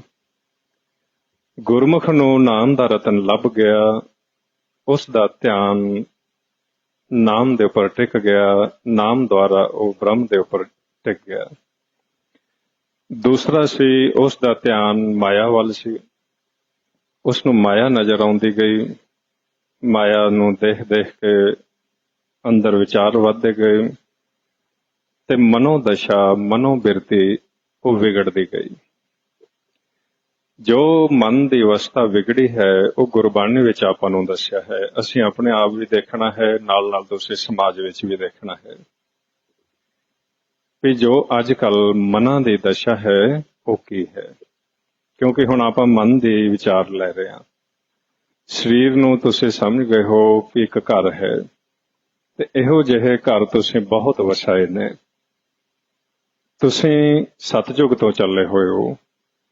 ਤੁਸੀਂ ਨਾ ਤਾਂ ਉਦੋਂ ਮਰੇ, ਉਸ ਤੋਂ ਬਾਅਦ ਨਾ ਤੁਸੀਂ ਕਿਸੇ ਪਾਸੇ ਗਏ, ਤੁਸੀਂ ਆਕਾਰਾਂ ਵਿੱਚ ਰਹੇ, ਜਿਸ ਕਰਕੇ ਕਦੀ ਕੋਈ ਆਕਾਰ ਕਦੀ ਕੋਈ ਆਕਾਰ ਸਾਨੂੰ ਮਿਲਦਾ ਰਿਹਾ। ਹੁਣ ਜਦੋਂ ਮਨ ਦਾ ਇਹਨਾਂ ਨੇ ਖੇਲ ਆਪਾਂ ਨੂੰ ਦੱਸਿਆ ਵੀ ਮਨ ਦੇ ਨਾਲ ਹੁਣ ਕੀ ਇਹਨਾਂ ਨਾਲ ਹੋਈ, ਕਿਸ ਤਰ੍ਹਾਂ ਮਨ ਵਿਛੜਿਆ, ਉਸ ਕਹਾਣੀ ਨੂੰ ਫਿਰ ਸਾਨੂੰ ਹੁਣ ਸਮਝਾਇਆ ਵੀ ਹੁਣ ਤੁਸੀਂ ਮਨ ਦੀ ਖੋਜ ਕਰਨੀ ਹੈ, ਤੁਸੀਂ ਆਪਣੀ ਪਛਾਣ ਕਰਨੀ ਹੈ। ਤੁਸੀਂ ਕੌਣ ਹੋ, ਤੁਸੀਂ ਕਿੱਥੋਂ ਦੇ ਰਹਿਣ ਵਾਲੇ ਹੋ, ਤੁਹਾਡਾ ਮਾਤਾ ਪਿਤਾ ਕੌਣ ਹੈ, ਕਿਸ ਤਰ੍ਹਾਂ ਉਸਨੇ ਤੁਹਾਨੂੰ ਸਾਰਾ ਇਹ ਸਮਝਾਇਆ। ਹੁਣ ਆਪਣੇ ਮਨਾਂ ਦੀ ਅਵਸਥਾ ਵਿਗੜਦੀ ਗਈ ਵੀ ਸਤਜੁਗ ਦੇ ਵਿੱਚ ਅਸੀਂ ਥੋੜਾ ਜਿਹਾ ਸਤੋਗੁਣੀ ਸੁਭਾਅ ਜ਼ਿਆਦਾ ਰੱਖਦੇ ਸੀ। ਅਸੀਂ ਪਰਮਾਤਮਾ ਦੇ ਪਿਆਰ ਨੂੰ ਮੰਨਦੇ, ਸਾਡੇ ਅੰਦਰ ਪੁੰਨ ਦਾਨ ਦੀ ਬਿਰਤੀ ਸੀ, ਦਇਆ ਸੀ, ਉੱਥੇ ਪਰਉਪਕਾਰ ਦੀ ਭਾਵਨਾ ਦੇ ਵਿਚਾਰ ਚੱਲਦੇ ਸਨ। ਸੋ ਸਤਜੁਗ ਦੇ ਵਿੱਚ ਪਰਮਹੰਸ ਸੀ, ਉਦੋਂ ਇੱਕ ਬ੍ਰਹਮ ਸਰੂਪ ਨੂੰ ਮੰਨਦਾ ਸੀ। ਪਰ ਜਿਵੇਂ ਜਿਵੇਂ ਵੇਦਾਂ ਦੀ ਰਚਨਾ ਹੋਈ, ਵੇਦਾਂ ਦੇ ਅੱਗੇ ਚੱਲ ਕੇ ਵਿਚਾਰ ਸ਼ੁਰੂ ਹੋਈ, ਵੇਦਾਂ ਨੇ ਇੱਕ ਤੋਂ 3 ਤੇ ਲੈ ਆਏ, ਬ੍ਰਹਮਾ, ਵਿਸ਼ਨ ਤੇ ਮਹੇਸ਼। ਸੰਸਾਰ ਤਿੰਨਾਂ ਨੂੰ ਮੰਨਣ ਲੱਗਾ, ਕੋਈ ਕਿਸੇ ਨੂੰ ਮੰਨਣ ਲੱਗਾ, ਕੋਈ ਕਿਸੇ ਨੂੰ ਮੰਨਣ ਲੱਗਾ। ਇਸ ਤਰ੍ਹਾਂ ਹੌਲੀ ਹੌਲੀ ਭਰਮ ਪੈਦਾ ਹੋਣ ਲੱਗਾ, ਦੁਬਿਧਾ ਹੋ ਗਈ ਵੀ ਪ੍ਰਮਾਤਮਾ ਇੱਕ ਹੈ ਜਾਂ ਪ੍ਰਮਾਤਮਾ ਇਹਨਾਂ ਤਿੰਨਾਂ ਵਿੱਚੋਂ ਕੋਈ ਹੈ। ਇਹ ਵੇਦਾਂ ਨੇ ਦੁਬਿਧਾ ਸ਼ੁਰੂ ਕਰ ਦਿੱਤੀ, ਕਿਉਂਕਿ ਜੋ ਵੇਦਾਂ ਦੇ ਵਿੱਚ ਗਿਆਨ ਸੀ ਉਹ ਜਦੋਂ ਪ੍ਰਗਟ ਹੋਇਆ, ਉਸ ਦੀ ਵਿਚਾਰ ਕਰਨੀ ਬਣਦੀ ਸੀ, ਉਹ ਵਿਚਾਰ ਗਲਤ ਕੀਤੀ ਗਈ, ਜਿਸ ਕਰਕੇ ਸੁਣਨ ਵਾਲਿਆਂ ਦੇ ਅੰਦਰ ਸ਼ੰਕੇ ਪੈਦਾ ਹੋਏ। ਵੇਦਾਂ ਵਿੱਚ ਗਲਤ ਨਹੀਂ ਸੀ ਲਿਖਿਆ ਹੋਇਆ, ਵੇਦਾਂ ਨੇ ਠੀਕ ਦੱਸਿਆ ਸੀ, ਬ੍ਰਹਮ ਦੀ ਵਿਆਖਿਆ ਸਹੀ ਕੀਤੀ ਸੀ। ਪਰ ਬ੍ਰਹਮ ਦੀ ਅੱਗੇ ਵਿਚਾਰ ਜਦੋਂ ਕਰਨ ਵਾਲਾ ਕੋਈ ਸੀ, ਉਹ ਤਿੰਨਾਂ ਗੁਣਾਂ ਦੇ ਪ੍ਰਭਾਵ ਵਿੱਚ ਸੀ। ਉਸਨੇ ਜਦੋਂ ਵੇਦਾਂ ਦੀ ਵਿਚਾਰ ਕੀਤੀ, ਵੇਦਾਂ ਦੀ ਵਿਆਖਿਆ ਕੀਤੀ, ਉਸਨੇ ਬ੍ਰਹਮਾ, ਵਿਸ਼ਨ ਅਤੇ ਮਹੇਸ਼ ਦੇ ਲਿਆ ਕੇ ਖੜਾ ਕਰ ਦਿੱਤਾ ਵੀ ਇੱਕ ਪਰਮਾਤਮਾ ਸ੍ਰਿਸ਼ਟੀ ਨੂੰ ਬਣਾਉਂਦਾ ਹੈ, ਇੱਕ ਪਰਮਾਤਮਾ ਸ੍ਰਿਸ਼ਟੀ ਨੂੰ ਪੈਦਾ ਕਰਦਾ ਹੈ, ਇੱਕ ਪਰਮਾਤਮਾ ਖਤਮ ਕਰਦਾ ਹੈ। ਉੱਥੋਂ ਦੁਬਿਧਾ ਵਿੱਚ ਪੈਣ ਕਰਕੇ ਫਿਰ ਹੌਲੀ ਹੌਲੀ ਅੱਗੇ ਵੇਦਾਂ ਦੀ ਜਿਹੜੀ ਸੀ ਵਿਚਾਰ ਨਾ ਸਹੀ ਹੋਣ ਕਰਕੇ ਉਹ ਭਰਮ ਸ਼ੁਰੂ ਹੋਇਆ। ਉਸ ਨੂੰ ਗੁਰਬਾਣੀ ਵਿੱਚ ਮਹਾਰਾਜ ਨੇ ਦੱਸਿਆ ਹੈ, ਵੇਦ ਕਤੇਬ ਕਹੋ ਮਤ ਝੂਠੇ, ਝੂਠਾ ਜੋ ਨਾ ਵਿਚਾਰੇ। ਜਿਹੜਾ ਵਿਚਾਰ ਕਰਨੀ ਨਹੀਂ ਜਾਣਦਾ, ਕਸੂਰ ਉਸ ਦਾ ਸੀ। ਉਸਨੇ ਭਰਮ ਪੈਦਾ ਕਰਨਾ ਸ਼ੁਰੂ ਕਰ ਦਿੱਤਾ। ਗੁਰੂ ਨਾਨਕ ਦੇਵ ਜੀ ਨੇ ਦੱਸਿਆ ਵੀ ਬ੍ਰਹਮ ਇੱਕੋ ਹੀ ਹੈ। ਉਸ ਤੋਂ ਅੱਗੇ ਇਹ ਤਿੰਨ ਸ਼ਕਤੀਆਂ ਪੈਦਾ ਹੋਈਆਂ ਨੇ। ਮਾਇਆ ਦੁਆਰਾ ਜਦੋਂ ਸ੍ਰਿਸ਼ਟੀ ਦਾ ਖੇਲ ਚਲਾਇਆ ਹੈ, ਉਦੋਂ ਤਿੰਨਾਂ ਨੂੰ ਡਿਊਟੀਆਂ ਲਾ ਕੇ ਵਾਰੀ-ਵਾਰੀ ਨਿਰੰਕਾਰ ਦੇ ਸਪੁਰਦ ਕੀਤਾ ਗਿਆ ਹੈ। ਉੱਥੋਂ ਪਰਮਾਤਮਾ ਨੇ ਇਹਨਾਂ ਨੂੰ ਪ੍ਰਵਾਨਗੀ ਦਿੱਤੀ ਹੈ ਤੇ ਫਿਰ ਖੇਲ ਸ਼ੁਰੂ ਹੋਇਆ ਹੈ। ਉਹ ਜੋ ਨਿਰੰਕਾਰ ਹੈ, ਪਰਮਾਤਮਾ ਹੈ, ਉਹ ਇਹਨਾਂ ਤੋਂ ਵੀ ਪਹਿਲਾਂ ਦਾ ਹਾਜ਼ਰ ਹੈ। ਆਦਿ ਸੱਚ ਜੁਗਾਦਿ ਸੱਚ ਹੈ, ਭੀ ਸੱਚ ਨਾਨਕ ਹੋਸੀ ਭੀ ਸੱਚ। ਉਸ ਬ੍ਰਹਮ ਨੂੰ ਸੱਚ ਕਿਹਾ ਗਿਆ ਤੇ ਉਸ ਸੱਚ ਵਿੱਚੋਂ ਜਦੋਂ ਇਹ ਖੇਲ ਸ਼ੁਰੂ ਕੀਤਾ, ਉਹ ਫਿਰ ਗੁਰੂ ਨਾਨਕ ਦੇਵ ਜੀ ਨੇ ਸਾਰਾ ਸਮਝਾਇਆ। ਏਕਾ ਮਾਈ ਜੁਗਤ ਵਿਆਈ ਤਿੰਨ ਚੇਲੇ ਪ੍ਰਵਾਨ, ਇੱਕ ਸੰਸਾਰੀ ਇੱਕ ਭੰਡਾਰੀ ਇੱਕ ਲਾਏ ਦੀਵਾਨ। ਜਿਵ ਤਿਸ ਪਾਵੇ ਤਿਵੈ ਚਲਾਵੇ, ਜਿਵ ਹੋਵੇ ਫੁਰਮਾਨ, ਉਹ ਵੇਖੈ ਉਹਨਾਂ ਨਜ਼ਰ ਨਾ ਆਵੇ, ਬਹੁਤਾ ਇਹ ਵਿਡਾਨ। ਹੁਣ ਇਹਨਾਂ ਨੂੰ ਅੱਗੇ ਚੱਲ ਕੇ ਫਿਰ ਤ੍ਰੈ ਗੁਣਾਂ ਨੂੰ ਬ੍ਰਹਮਾ ਵਿਸ਼ਨੂੰ ਮਹੇਸ਼ ਕਿਹਾ ਗਿਆ ਹੈ। ਸਤੋ ਗੁਣ ਨੂੰ ਵਿਸ਼ਨ, ਰਜੋ ਗੁਣ ਨੂੰ ਬ੍ਰਹਮਾ, ਤਮੋ ਗੁਣ ਨੂੰ ਮਹੇਸ਼। ਇਹਨਾਂ ਨੂੰ ਤੱਤ ਵੀ ਕਿਹਾ ਗਿਆ ਹੈ, ਪੌਣ, ਪਾਣੀ, ਅਗਨ। ਇਹਨਾਂ ਤੱਤਾਂ ਦੁਆਰਾ ਸ੍ਰਿਸ਼ਟੀ ਪੈਦਾ ਹੋਈ। ਕਰੋੜਾਂ ਹੀ ਪੌਣ ਦੇ ਤੱਤ ਨੇ ਜਿਹੜੇ ਸਰੀਰ ਤਿਆਰ ਕਰ ਰਹੇ ਨੇ। ਕੋਟ ਇੰਦਰ ਬ੍ਰਹਮਾ ਕੇਤੇ, ਰਵ ਸਸ ਕਰੋੜ ਜਿਹੜੇ ਕਰੋੜਾਂ ਹੀ ਇਹ ਨੇ ਵਿਸ਼ਨ ਨੇ ਤੇ ਕਰੋੜਾਂ ਹੀ ਸ਼ਿਵਪੁਰੀਆਂ ਨੇ। ਪਰ ਜੋ ਬ੍ਰਹਮ ਦੀ ਅਵਸਥਾ ਹੈ ਉਹ ਤ੍ਰੈ ਗੁਣਾਂ ਤੋਂ ਭਿੰਨ ਹੈ। ਇਸ ਨੂੰ ਸਮਝਣਾ ਹੈ। ਰੂਪ ਨਾ ਰੇਖ ਨਾ ਰੰਗ ਕਿਛ, ਤ੍ਰੈ ਗੁਣ ਤੇ ਪ੍ਰਭ ਭਿੰਨ। ਪਰਮਾਤਮਾ ਕੋਈ ਆਕਾਰ ਵਿੱਚ ਨਹੀਂ ਹੈ, ਪਰਮਾਤਮਾ ਕਿਸੇ ਰੰਗ ਵਿੱਚ ਨਹੀਂ ਹੈ। ਪਰਮਾਤਮਾ ਜੋਤ ਸਰੂਪ ਹੈ, ਨਿਰੰਕਾਰ ਹੈ। ਇਹ ਆਕਾਰ ਰੂਪ ਵਿੱਚ ਹੋਏ ਨੇ। ਇਹਨਾਂ ਨੇ ਜਨਮ ਲਿਆ ਹੈ ਤੇ ਜਿਸ ਦਾ ਜਨਮ ਹੋਇਆ ਹੈ ਉਹ ਖਤਮ ਵੀ ਹੁੰਦਾ ਹੈ। ਜੇ ਇਹ ਤੱਤ ਪ੍ਰਗਟ ਹੋਏ ਨੇ, ਇਹ ਤੱਤ ਸੁਣਨ ਵਿੱਚ ਵੀ ਸਮਾ ਜਾਂਦੇ ਨੇ। ਇਹ ਪੰਜ ਤੱਤ ਸੁਣਨ ਵਿੱਚੋਂ ਪ੍ਰਗਟ ਹੁੰਦੇ ਨੇ। ਪੰਜ ਤੱਤ ਸੁਨਹੁ ਪ੍ਰਗਾਸਾ, ਦੇਹ ਸੰਜੋਗੀ ਕਰਮ ਅਭਿਆਸਾ। ਤੇ ਇਹ ਜਦੋਂ ਅੰਦਰੋਂ ਮਨ ਚਲਾ ਜਾਂਦਾ ਹੈ, ਮਾਲਕ ਦਾ ਹੁਕਮ ਆ ਜਾਂਦਾ ਹੈ, ਇਹ ਤੱਤ ਸੁਣਨ ਵਿੱਚ ਸਮਾ ਵੀ ਜਾਂਦੇ ਨੇ। ਇਸ ਕਰਕੇ ਜਿਸ ਬ੍ਰਹਮ ਨੂੰ ਅਸੀਂ ਮੰਨਣਾ ਹੈ ਉਹ ਸਦਾ ਹੀ ਸਥਿਰ ਰਹਿਣ ਵਾਲਾ ਹੈ, ਸਦਾ ਹੀ ਸਥਾਈ ਰੂਪ ਵਿੱਚ ਬਿਰਾਜਮਾਨ ਹੈ। ਤੇ ਉਸ ਨੂੰ ਜਦੋਂ ਆਪਾਂ ਮਿਲਣਾ ਹੈ, ਅਸੀਂ ਸਭ ਤੋਂ ਪਹਿਲਾਂ ਜਿਹੜਾ ਸਾਡਾ ਮਨ ਹੈ ਇਸ ਨੂੰ ਕੰਟਰੋਲ ਵਿੱਚ ਕਰਨਾ ਹੈ। ਕਿਉਂਕਿ ਮਨ ਪੰਜਾਂ ਦੇ ਅਧੀਨ ਚਲਾ ਗਿਆ ਹੈ। ਮਨ ਦਾ ਸੁਭਾਅ ਬਣ ਗਿਆ ਹੈ ਵਿਚਾਰਾਂ ਦੇ ਵਿੱਚ ਤੁਰਨਾ ਫਿਰਨਾ, ਕਦੇ ਇੱਕ ਹੱਟ ਤੇ, ਕਦੇ ਦੂਸਰੇ ਹੱਟ ਤੇ, ਕਦੇ ਤੀਸਰੇ ਹੱਟ ਤੇ। ਇਹ ਟਿਕੇਗਾ ਨਹੀਂ। ਜਦੋਂ ਤੁਸੀਂ ਹੁਣ ਮਨ ਨੂੰ ਸ਼ਬਦ ਦੁਆਰਾ ਜਾਂ ਪਰਮਾਤਮਾ ਦੇ ਨਾਲ ਮਿਲਾਪ ਕਰਨਾ ਹੈ, ਉਸ ਵਕਤ ਤੁਸੀਂ ਇਸ ਮਨ ਨੂੰ ਪਹਿਲੋਂ ਟਿਕਾਉਣਾ ਹੈ। ਮਨ ਜਦੋਂ ਟਿਕੇਗਾ, ਮਨ ਜਦੋਂ ਵਸ ਵਿੱਚ ਆਏਗਾ, ਫਿਰ ਮਨ ਪਰਮਾਤਮਾ ਦੇ ਨਾਲ ਜੁੜੇਗਾ। ਇਸ ਕਰਕੇ ਜਿੰਨੀ ਵੀ ਅਧਿਆਤਮਿਕਤਾ ਹੈ, ਜਿੰਨੀ ਵੀ ਧਾਰਮਿਕਤਾ ਹੈ, ਉਹ ਮਨ ਦੇ ਦੁਆਲੇ ਘੁੰਮਦੀ ਹੈ। ਜਿੰਨੀ ਵੀ ਗੁਰਬਾਣੀ ਹੈ ਉਹ ਮਨ ਨੂੰ ਸਮਝਾਉਂਦੀ ਹੈ ਵੀ ਮਨ ਨੂੰ ਹੁਕਮ ਵਿੱਚ ਲੈ ਕੇ ਆਓ, ਮਨ ਹੁਕਮ ਤੋਂ ਬਾਹਰ ਚਲਾ ਗਿਆ ਹੈ। ਜੇ ਤੁਸੀਂ ਇਸ ਨੂੰ ਹੁਕਮ ਵਿੱਚ ਲੈ ਆਓਗੇ, ਪ੍ਰਮਾਤਮਾ ਸਦਾ ਹੀ ਹਾਜ਼ਰ ਨਾਜ਼ਰ ਹੈ, ਉਹ ਤੁਹਾਨੂੰ ਦਿਸਣਾ ਸ਼ੁਰੂ ਹੋ ਜਾਏਗਾ, ਤੁਹਾਡੇ ਸਾਹਮਣੇ ਪ੍ਰਗਟ ਹੋ ਜਾਏਗਾ। ਤੇ ਜੇ ਮਨ ਹੁਕਮ ਤੋਂ ਬਾਹਰ ਰਿਹਾ, ਪਾਉਣ ਵਿੱਚ ਮਿਲਿਆ ਰਿਹਾ, ਪਾਉਣ ਵਿੱਚ ਮਿਲ ਕੇ ਕਦੀ ਖੱਬੇ ਕਦੀ ਸੱਜੇ ਚੱਲਦਾ ਰਿਹਾ, ਫਿਰ ਤੁਸੀਂ ਬ੍ਰਹਮ ਦੇ ਦਰਸ਼ਨ ਨਹੀਂ ਕਰ ਸਕੋਗੇ। ਕਿਉਂਕਿ ਇਹ ਜਿੱਥੇ ਬੈਠੇ ਨੇ, ਜਿਹੜਾ ਦਰ ਹੈ ਇਹਨਾਂ ਦੇ ਘਰ ਨੂੰ ਜਾਂਦਾ, ਉਹ ਦਰ ਬਹੁਤ ਬਰੀਕ ਦੱਸਿਆ ਹੈ। ਮੁਕਤ ਦੁਆਰਾ ਅਤ ਨੇਕਾ, ਨਾਨਾ ਹੋਏ ਸੋ ਜਾਏ, ਹਉਮੈ ਮਨ ਅਸਥੂਲ ਹੈ, ਕਿਉਂ ਕਰ ਵਿੱਚ ਦੀ ਜਾਏ। ਹੁਣ ਜਦੋਂ ਤੁਸੀਂ ਆਪਾਂ ਸਾਰਿਆਂ ਨੇ ਪਰਮਾਤਮਾ ਨੂੰ ਦਰਸ਼ਨ ਕਰਨੇ ਨੇ ਜਾਂ ਸ਼ਬਦ ਵਿੱਚ ਸਮਾਉਣਾ ਹੈ, ਉਸ ਤੋਂ ਪਹਿਲਾਂ ਸਾਨੂੰ ਸਾਡੇ ਮਨ ਨੂੰ ਇਕਾਗਰ ਕਰਨਾ ਪਏਗਾ। ਉਸ ਦਰ ਤੇ ਜਾ ਕੇ ਬਿਠਾਉਣਾ ਪਏਗਾ ਜਿਸ ਦਰ ਦੀ ਮਹਾਰਾਜ ਸਾਨੂੰ ਪਛਾਣ ਦੱਸ ਰਹੇ ਨੇ ਕਿ ਉਹ ਬੜਾ ਬਰੀਕ ਹੈ। ਮੁਕਤ ਦੁਆਰਾ ਸੰਕੜਾ ਰਾਈ 10ਵੇਂ ਪਾਏ। ਸਰੋਂ ਦੇ ਦਾਣੇ ਦੇ ਤੁਸੀਂ 10 ਹਿੱਸੇ ਕਰੋਗੇ, 10ਵੇਂ ਹਿੱਸੇ ਜਿੰਨਾ ਉਹ ਦਰ ਸੁੰਗੜਿਆ ਹੋਇਆ ਤੇ ਬਰੀਕ ਹੈ। ਤੇ ਮਨ ਦਾ ਆਕਾਰ ਬਣਿਆ ਹੋਇਆ ਹੈ ਮਸਤ ਹਾਥੀ ਦੀ ਤਰ੍ਹਾਂ, ਵੀ ਨਾ ਤਾਂ ਇਹ ਕਿਤੇ ਬੈਠੇਗਾ ਧਿਆਨ ਵਿੱਚ ਟਿਕੇਗਾ, ਨਾ ਹੀ ਇਸ ਦੇ ਅੰਦਰ ਕੋਈ ਤੜਫ ਹੈ ਵੀ ਮੈਂ ਆਪਦੇ ਘਰ ਵਾਪਸ ਜਾਣਾ ਹੈ। ਇਸ ਕਰਕੇ ਮਨ ਨੂੰ ਸਮਝਾਉਣ ਤੇ ਜ਼ੋਰ ਲੱਗਦਾ ਹੈ। ਇਹ ਕਾਫਰ ਹੋ ਚੁੱਕਾ ਹੈ। ਇਹ ਆਪਣੇ ਘਰ ਦੀ ਗੱਲ ਸੁਣ ਕੇ ਉੱਥੇ ਛੱਡ ਜਾਂਦਾ ਹੈ। ਇਹ ਪੱਲੇ ਨਹੀਂ ਬਣਦਾ ਉਸ ਗੱਲ ਨੂੰ। ਜੇ ਇਹ ਮਨ ਗੁਰੂ ਦੇ ਸ਼ਬਦ ਨੂੰ ਆਪਦੇ ਹਿਰਦੇ ਵਿੱਚ ਵਸਾ ਲੇ, ਮੰਨ ਲੇ, ਤੇ ਘਰ ਦੂਰ ਨਹੀਂ ਹੈ, ਘਰ ਸਾਹਮਣੇ ਹੈ।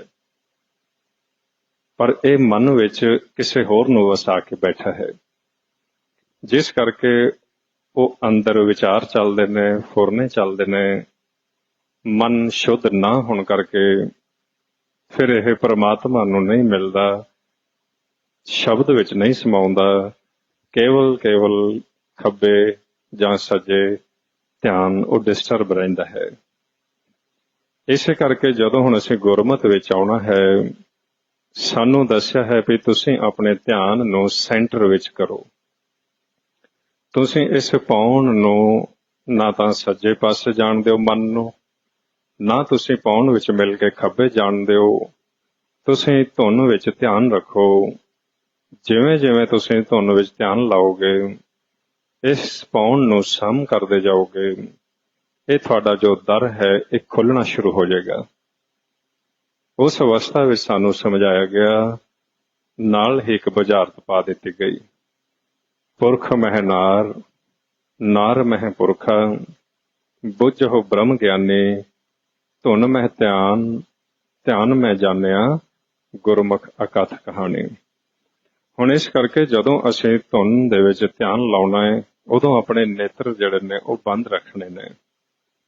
ਜਿੰਨਾ ਚਿਰ ਅਸੀਂ ਸ਼ਬਦ ਵਿੱਚ ਧਿਆਨ ਲਾ ਕੇ ਪੂਰਨ ਤੌਰ ਤੇ ਇਸ ਨੂੰ ਵਿਚਾਰਾਂ ਤੋਂ ਮੁਕਤ ਨਹੀਂ ਕਰ ਲੈਂਦੇ, ਜਿੰਨਾ ਚਿਰ ਸਾਡੇ ਫੁਰਨੇ ਨਹੀਂ ਰੁਕ ਜਾਂਦੇ, ਜਿੰਨਾ ਚਿਰ ਇਹ ਜਿਹੜੀ ਪਾਉਣ ਹੈ ਇਹ ਸਾਡੀ ਸਮ ਨਹੀਂ ਹੋ ਜਾਂਦੀ, ਉਹਨਾਂ ਚਿਰ ਤੁਸੀਂ ਜੋ ਇਹ ਗੁਰੂ ਦਾ ਮੰਤਰ ਹੁੰਦਾ ਹੈ, ਇਸ ਨੂੰ ਬੋਲਣਾ ਹੈ, ਸਿਮਰਨਾ ਹੈ, ਧਿਆਨ ਵਿੱਚ ਅੰਤਰਗਤ ਕਰਨਾ ਹੈ, ਉਨੀ ਦੇਰ ਤੱਕ ਕਰਦਿਆਂ ਰਹਿਣਾ ਹੈ ਜਿੰਨੀ ਦੇਰ ਤੱਕ ਇਹ ਦਰ ਆਪਣਾ ਖੁੱਲ ਨਹੀਂ ਜਾਂਦਾ। ਜਦੋਂ ਤੁਸੀਂ ਆਪ ਹੀ ਦੇਖ ਲੈਣਾ ਹੈ ਵੀ ਦਰ ਖੁੱਲ ਗਿਆ ਹੈ, ਉਦੋਂ ਤੁਸੀਂ ਸਿਮਰਨ ਬੰਦ ਕਰਕੇ ਧਿਆਨ ਨੂੰ ਸੁਣ ਵਿੱਚ ਲਾ ਦੇਣਾ ਹੈ। ਸੁਣ ਇਸ ਖਾਲੀ ਖਲਾਰ ਨੂੰ ਕਹਿੰਦੇ ਨੇ। ਹੁਣ ਵੀ ਅਸੀਂ ਇੱਥੇ ਹੀ ਹਾਂ ਵਿਚਾਰਾਂ ਕਰਕੇ, ਕਿਉਂਕਿ ਇੱਥੋਂ ਲਹਿਰਾਂ ਚੱਲਦੀਆਂ ਨੇ, ਆਪਾਂ ਉਹ ਲਹਿਰਾਂ ਵਿੱਚ ਹੀ ਕਦੀ ਇੱਧਰ ਕਦੀ ਇਸ ਪਾਸੇ ਜਾਂਦੇ ਆ। ਹੁਣ ਤੁਸੀਂ ਇੱਥੋਂ ਧਿਆਨ ਨੂੰ ਕਲੋਜ਼ ਕਰ ਰਹੇ ਹੋ, ਅੱਖਾਂ ਬੰਦ ਕਰ ਰਹੇ ਹੋ, ਆਵਾਜ਼ ਵਿੱਚ ਧਿਆਨ ਲਾ ਕੇ ਆਉਣਾ ਤੁਸੀਂ ਫਿਰ ਇੱਥੇ ਹੀ ਹੈ, ਪਰ ਆਓਗੇ ਗੁਰੂ ਦੇ ਸ਼ਬਦ ਦੁਆਰਾ। ਪਹਿਲਾਂ ਤੁਸੀਂ ਸਿੱਧਾ ਧਿਆਨ ਇੱਥੇ ਛੱਡ ਦਿੰਦੇ ਹੋ, ਇੱਥੋਂ ਤੁਹਾਨੂੰ ਪਕੜ ਲਿਆ ਜਾਂਦਾ ਹੈ, ਇੱਥੋਂ ਪਾਉਣ ਵਿੱਚ ਮਿਲ ਕੇ ਤੁਸੀਂ ਅੱਗੇ ਪਿੱਛੇ ਹੋ ਜਾਂਦੇ ਹੋ। ਹੁਣ ਗੁਰੂ ਨੇ ਆਪਾਂ ਨੂੰ ਤਰੀਕਾ ਦੱਸਿਆ, ਗੁਰ ਦਿਖਲਾਈ ਮੋਰੀ, ਜਿਤ ਮਿਰਗ ਪੜਤ ਹੈ ਚੋਰੀ, ਮੂੰਦ ਲਿਏ ਦਰਵਾਜੇ ਤੋ ਬਾਜੀਲੇ ਅਨਹਦ ਵਾਜੇ। ਤੁਸੀਂ ਹੁਣ ਇੱਥੋਂ ਦਰਾਂ ਨੂੰ ਬੰਦ ਕਰ ਲੈਣਾ ਹੈ, ਨੇਤਰਾਂ ਨੂੰ ਬੰਦ ਕਰ ਲੈਣਾ ਹੈ, ਰਸਨਾ ਦੁਆਰਾ ਬੋਲਣਾ ਹੈ ਵਾਹਿਗੁਰੂ ਵਾਹਿਗੁਰੂ। ਇਹ ਤੁਸੀਂ ਗੁਰੂ ਦਾ ਸ਼ਬਦ ਸਵਾਸ ਗਰਾਸ ਧਿਆਓਗੇ। ਜਿਵੇਂ ਜਿਵੇਂ ਸ਼ਬਦ ਵਿੱਚ ਧਿਆਨ ਜੁੜੇਗਾ, ਇਹ ਦਰ ਖੁੱਲੇਗਾ ਤੇ ਮਨ ਪਾਉਣ ਤੋਂ ਵੱਖ ਹੋ ਜਾਏਗਾ, ਸੁਣਨ ਵਿੱਚ ਚਲਾ ਜਾਏਗਾ। ਉੱਥੇ ਤੁਸੀਂ ਆਪਣਾ ਧਿਆਨ ਸੁਣਨ ਵਿੱਚ ਟਿਕਾ ਦੇਣਾ ਹੈ। ਆਓ ਥੋੜਾ ਜਿਹਾ ਹੁਣ ਤੁਸੀਂ ਇਸ ਅਭਿਆਸ ਨੂੰ ਵੀ ਕਰਨਾ ਹੈ। ਆਪਾਂ ਨਾਲ ਨਾਲ ਪਹਿਲਾਂ ਪਾਉਣ ਨੂੰ ਸਮ ਕਰੋ, ਸਵਾਸ ਗ੍ਰਾਸ ਕਰਦਿਆਂ ਹੋਇਆਂ, ਫਿਰ ਹੌਲੀ ਹੌਲੀ ਦ੍ਰਿਸ਼ਟੀ ਨੂੰ ਬੰਦ ਰੱਖ ਕੇ ਹੀ ਜੋ ਪਾਉਣ ਤੋਂ ਉੱਪਰ ਆਪਣੇ ਸੁਣ ਹੈ, ਉੱਥੇ ਧਿਆਨ ਦੀ ਅਵਸਥਾ ਵਿੱਚ ਥੋੜੀ ਦੇਰ ਮਨ ਨੂੰ ਬਿਠਾਉਣਾ ਹੈ ਤੇ ਲਗਾਤਾਰ ਇੱਥੇ ਬੈਠਣ ਤੋਂ ਦਰ ਖੋਲ੍ਹਣਾ ਸ਼ੁਰੂ ਹੋਏਗਾ। ਜਦੋਂ ਦਰ ਖੁੱਲੇਗਾ, ਉਹ ਆਪਾਂ ਫਿਰ ਅੱਗੇ ਦੇਖਾਂਗੇ ਵੀ ਕਿਸ ਤਰ੍ਹਾਂ ਸਾਨੂੰ ਉਹ ਚੱਲਦੇ ਨੇ, ਅੱਗੋਂ ਸਾਡੇ ਨਾਲ ਕੀ ਹੁੰਦਾ ਹੈ। ਆਓ ਕੋਸ਼ਿਸ਼ ਕਰੋ, ਸਵਾਸ ਗ੍ਰਾਸ ਕਰਦਿਆਂ ਹੋਇਆਂ ਜਦੋਂ ਸਵਾਸ ਅੰਦਰ ਜਾਏ ਵਾਹੇ ਬੋਲੋ, ਸਵਾਸ ਜਦੋਂ ਆਪਣਾ ਉੱਪਰ ਨੂੰ ਆਏ, ਬਾਹਰ ਨੂੰ ਆਏ ਗੁਰੂ ਬੋਲੋ। ਪਿਆਰ ਦੇ ਨਾਲ ਨੇਤਰ ਬੰਦ ਕਰਕੇ ਧੁਨ ਵਿੱਚ ਸ਼ਬਦ ਦੀ ਆਵਾਜ਼ ਵਿੱਚ ਧਿਆਨ ਰੱਖ ਕੇ ਸੁਰਤੀ ਨੂੰ ਇਸ ਸਰੀਰ ਤੋਂ ਵੱਖ ਕਰਨ ਵਾਸਤੇ ਆਪਾਂ ਚੱਲਣਾ ਹੈ। ਆਓ ਸਾਰੇ ਸੰਗਤ ਆਪਣੇ ਆਪਣੇ ਧਿਆਨ ਨੂੰ ਹੁਣ ਆਪਣੇ ਘਰ ਲੈ ਕੇ ਜਾਣਾ ਹੈ। ਆਓ ਕਰੋ ਕਿਰਪਾ ਸਾਰੇ। ਵਾਹਿਗੁਰੂ ਵਾਹਿਗੁਰੂ ਵਾਹਿਗੁਰੂ ਵਾਹਿਗੁਰੂ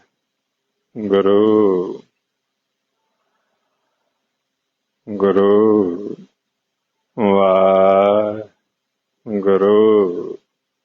ਵਾਹਿਗੁਰੂ।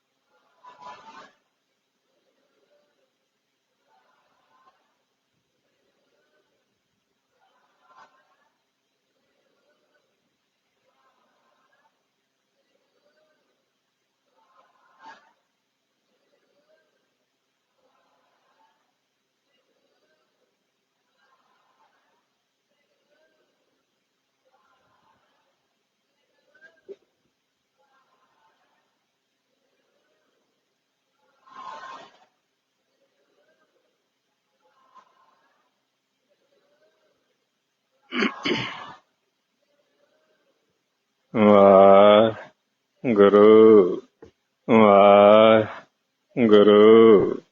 ਵਾਹਿਗੁਰੂ ਵਾਹਿਗੁਰੂ ਵਾਹਿਗੁਰੂ ਵਾਹਿਗੁਰੂ ਵਾਹਿਗੁਰੂ ਵਾਹਿਗੁਰੂ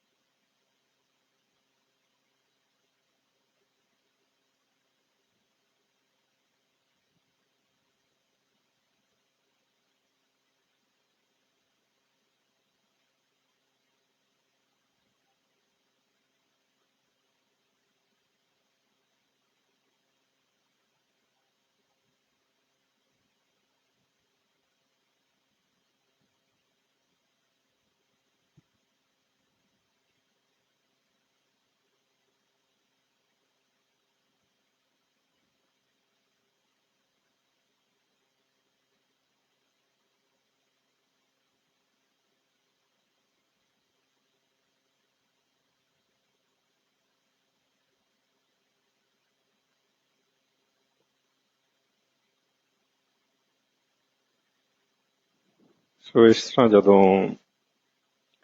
ਗੁਰਮੁਖ ਪਰਮਾਤਮਾ ਦੇ ਦੁਆਰ ਵੱਲ ਚੱਲੇ, ਦਰ ਤੇ ਚੱਲੇ, ਤੇ ਉਹਨਾਂ ਨੇ ਆਪਣਾ ਜੋ ਆਸਣ ਹੈ ਉਹ ਸੁੰਨ ਵਿੱਚ ਲਾ ਲਿਆ। ਇੱਥੇ ਹੁਣ ਉਹ ਕਹਿਣ ਲੱਗੇ ਕਿ ਓਨੀ ਦੇਰ ਤੱਕ ਤੁਸੀਂ ਬੈਠਿਆ ਰਹਿਣਾ ਹੈ ਜਿੰਨੀ ਦੇਰ ਤੱਕ ਤੁਹਾਨੂੰ ਆਵਾਜ਼ ਨਹੀਂ ਆਉਂਦੀ, ਕਿਉਂਕਿ ਜਿਸ ਬ੍ਰਹਮ ਦੀ ਤੁਸੀਂ ਹੁਣ ਖੋਜ ਤੇ ਚੱਲੇ ਹੋ, ਇਹ ਗੁਰੂ ਨੇ ਹੁਣ ਤੁਹਾਨੂੰ ਦੱਸਿਆ ਹੈ, ਉਹ ਬਾਹਰ ਨਹੀਂ, ਉਹ ਅੰਦਰ ਹੀ ਹੈ। ਉਸ ਵਾਸਤੇ ਤੁਸੀਂ ਆਪਦੇ ਮਨ ਨੂੰ ਹੁਣ ਇੱਥੇ ਸ਼ਰਧਾ ਦੇ ਨਾਲ ਇੱਕ ਮਨ, ਇੱਕ ਚਿੱਤ ਹੋ ਕੇ ਬਿਠਾਉਣਾ ਹੈ। ਜਦੋਂ ਗੁਰਮੁਖਾਂ ਨੇ ਇੱਥੇ ਆਪਣੇ ਮਨ ਨੂੰ ਬਿਠਾਇਆ, ਇੱਥੇ ਹੁਣ ਇੰਤਜ਼ਾਰ ਹੈ, ਕਿਉਂਕਿ ਜੇ ਸ਼ੁੱਧ ਮਨ ਹੋਏਗਾ ਤੇ ਫੇਰ ਹੀ ਟਿਕੇਗਾ। ਜੇ ਦੋ ਪਾਸੇ ਪਿਆਰ ਹੋਏਗਾ, ਦੁਬਦਾ ਦੇ ਵਿੱਚ ਇੱਥੇ ਨਹੀਂ ਬੈਠ ਹੋਏਗਾ। ਜੇ ਤਾਂ ਮਾਇਆ ਦੇ ਦੂਤਾਂ ਨਾਲ ਪਿਆਰ ਹੈ, ਇੱਥੇ ਬੈਠਿਆਂ ਤੁਹਾਨੂੰ ਵਿਚਾਰ ਆਉਣੇ ਸ਼ੁਰੂ ਹੋ ਜਾਣਗੇ। ਤੇ ਜੇ ਨਿਰੰਕਾਰ ਨੂੰ ਮਿਲਣ ਦੀ ਇੱਛਾ ਹੈ, ਤੜਫ ਹੈ, ਫਿਰ ਵਿਰਾਗ ਸ਼ੁਰੂ ਹੋਏਗਾ। ਦੁਬਦਾ ਵਿੱਚ ਵਿਰਾਗ ਨਹੀਂ ਹੁੰਦਾ। ਇੱਕ ਚਿੱਤ ਹੋ ਕੇ ਹੀ ਸੁਰਤ ਜਦੋਂ ਮਾਇਆ ਦੇ ਬੰਧਨਾਂ ਨੂੰ ਤੋੜਦੀ ਹੈ ਤੇ ਉਸ ਨਿਰੰਕਾਰ ਦੀ ਖੋਜ ਵਿੱਚ ਚੱਲਦੀ ਹੈ, ਤੇ ਫਿਰ ਵਿਰਾਗ ਆਉਂਦਾ ਹੈ। ਹੁਣ ਦਰ ਤੇ ਬੈਠਿਆਂ ਦੋ ਕਿਸਮ ਦਾ ਵਿਰਾਗ ਆਉਂਦਾ ਹੈ। ਇੱਕ ਤਾਂ ਹੈ ਕਿ ਆਪਣੇ ਜਿਹੜੇ ਔਗਣ ਨੇ ਉਹ ਯਾਦ ਆਉਣੇ ਸ਼ੁਰੂ ਹੋ ਜਾਂਦੇ ਨੇ। ਦੂਸਰਾ, ਉਧਰ ਆਪਦੇ ਮਾਲਕ ਦੀ ਮਿਲਣ ਦੀ ਇੱਛਾ ਹੈ, ਉਹ ਦਰ ਖੁੱਲ ਨਹੀਂ ਰਿਹਾ, ਤਾਂ ਵਿਰਾਗ ਆਉਂਦਾ ਹੈ। ਇੱਕ ਤ੍ਰੈ ਗੁਣਾਂ ਦਾ ਵਿਰਾਗ ਹੈ, ਜਿਸ ਵਿੱਚ ਤੁਸੀਂ ਕੋਈ ਦੁਨਿਆਵੀ ਮਕਸਦ ਲੈ ਕੇ ਨਾਮ ਜਪਿਆ, ਦੁਨਿਆਵੀ ਇੱਛਾ ਲੈ ਕੇ, ਫੁਰਨਾ ਲੈ ਕੇ ਸਿਮਰਨ ਕੀਤਾ। ਹੁਣ ਉਹ ਵਿਰਾਗ ਨਾਲ ਤੁਹਾਡੀ ਦੁਨਿਆਵੀ ਇੱਛਾ ਪੂਰੀ ਹੋਏਗੀ, ਕਿਉਂਕਿ ਤੁਸੀਂ ਅੰਤਰਗਤ ਕੋਈ ਵਿਚਾਰ ਲੈ ਕੇ ਬੈਠੇ ਹੋ। ਤੇ ਜੇ ਤੁਸੀਂ ਮਿਲਾਪ ਦੀ ਅਵਸਥਾ ਵਿੱਚ ਬੈਠੇ ਹੋ, ਫਿਰ ਜਿੰਨਾ ਚਿਰ ਦਰ ਨਹੀਂ ਖੁੱਲੇਗਾ, ਉਨਾ ਚਿਰ ਅੰਤਰਗਤ ਇਹ ਵਿਰਾਗ ਬਣਿਆ ਰਹੇਗਾ। ਇਸ ਤਰ੍ਹਾਂ ਹੁਣ ਗੁਰਮੁਖਾਂ ਨੂੰ ਹਦਾਇਤ ਹੈ ਵੀ ਤੁਸੀਂ ਦਰ ਤੇ ਬੈਠਿਆ ਰਹਿਣਾ ਹੈ। ਪਾਉਣ ਵਿੱਚ ਉਦੋਂ ਸ਼ਾਮਲ ਹੋਣਾ ਹੈ ਜਦੋਂ ਜ਼ਰੂਰਤ ਹੈ, ਉਹਨਾਂ ਚਿਰ ਤੁਸੀਂ ਦਰ ਨਹੀਂ ਛੱਡਣਾ। ਜੇ ਤੁਹਾਨੂੰ ਲੱਗਦਾ ਹੈ ਵੀ ਮੈਂ ਰਜੋ ਗੁਣ ਤੇ ਜਾਣਾ ਹੈ, ਕਰਮ ਕਰਨਾ ਹੈ, ਸੰਸਾਰ ਵਿੱਚ ਵਿਚਰਨਾ ਹੈ, ਫਿਰ ਤੁਸੀਂ ਨਾਲ ਨਾਲ ਸਿਮਰਨ ਕਰਦਿਆਂ ਜਾਓ, ਲੋੜ ਮੁਤਾਬਕ ਵਿਚਾਰ ਲਓ, ਕਰਮ ਕਰੋ, ਫਿਰ ਵਾਪਸ ਦਰ ਤੇ ਆ ਜਾਓ। ਹੁਣ ਇਸ ਦਰ ਦੇ ਉੱਪਰ ਜਿੱਥੇ ਮਨ ਬੈਠ ਗਿਆ, ਇੱਥੋਂ ਦੀ ਅਵਸਥਾ ਫਿਰ ਉਹਨਾਂ ਦੱਸੀ। ਸੋ ਦਰ ਤੇਰਾ ਕਿਹਾ, ਸੋ ਘਰ ਕਿਹਾ,